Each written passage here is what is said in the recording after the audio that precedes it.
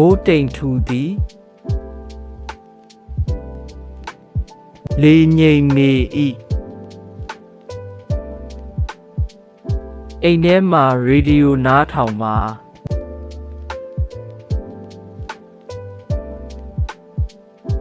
မိုးလေဝသသတင်း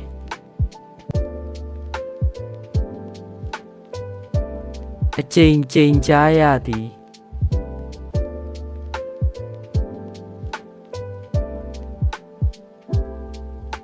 လာမင်းထိန်ထိန်သာဤ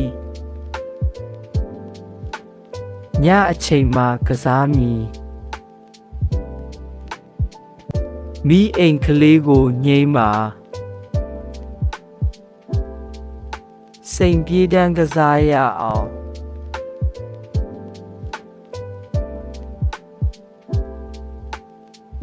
ရွာထဲမှာအငိမ့်ပွဲရှိသလား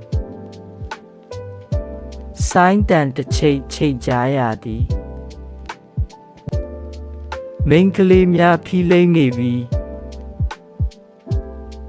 ရိမ့်အကငိမ့်ညောင်းလာသည်ပွဲသိမ်းနေရင်အိမ်ပြန်ကြမည်